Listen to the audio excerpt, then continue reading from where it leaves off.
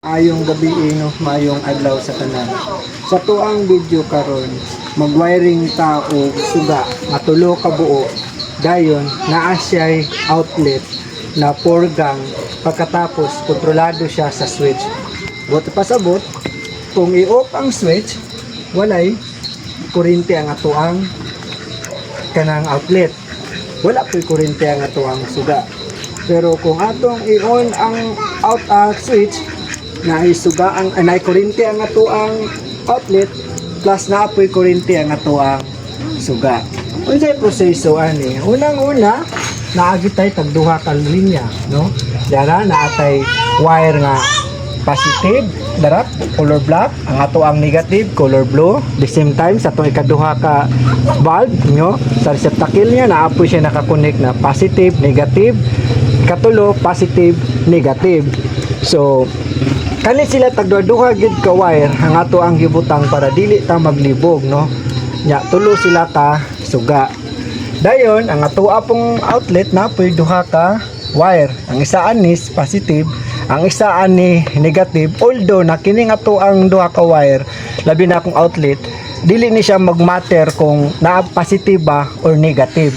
Kay depende kung naay negative, naay positive, basta naay kuryente, mosulod gyud ang agi kuryente.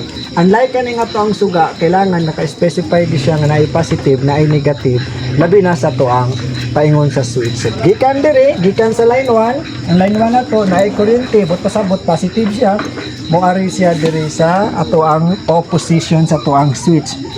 Basta ang live na to ani, kaning line 1 na to, gikan sa main breaker, dapat ang line 1 niya isulod diri sa opposition sa suga.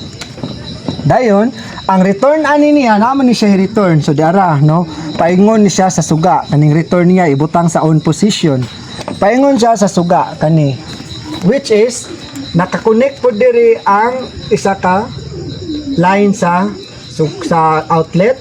Dayon paingon sa positive kaning black nga naa sa suga. Ni kaning mga black. Mao ni siya ang return. Ang line 2 na to, which is ang neutral, nga walay kuryente, zero balance, kuryente, naka-direct siya paingon sa suga, morning color blue, no? Isa para sa kuan, kadua, ikatulo, plus kaning gikan diri, o gikan po diri sa outlet, dunganon to na sila og balot, parehani. So, ang mabalot diri, 1, 2, 3, 4, 5, tulo sa suga, isa gikan sa connection sa negative, gikan sa breaker, plus isa diri gikan sa outlet na to.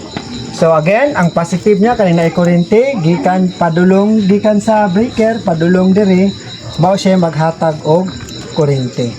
So karon ato nang i-try kung musiga ba, no. So unang-una secure gid nato, no.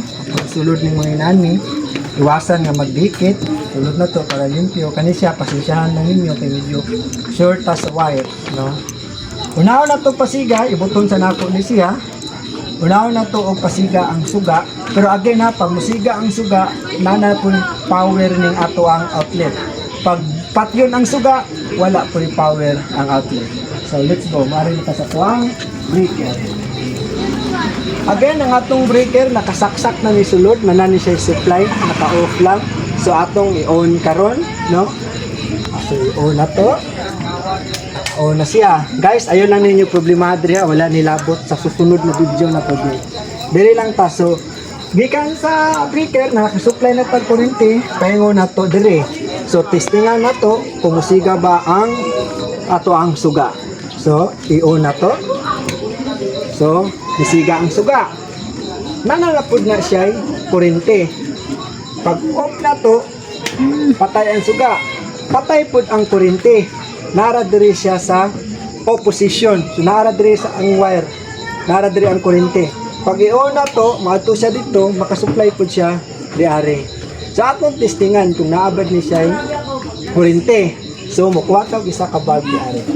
Pag isa ka bulb atong hiramon, tapos isaksak na to diari, magsulod diari. Tapos atong isaksak sa una, na siya kuryente. Ikaduha, napod. Katulunggang naa, ikaupat na gang naa. Kung atong patyon, patay po siya, wala kuryente. kung atong i-on musiga po siya. So daghang salamat sa inyo ha, guys, no, sa to ang panibagong video. Mao ni siya ang suga nga naay outlet nga naa pud siya on or off, no, na siya switch. Thank you, bye bye.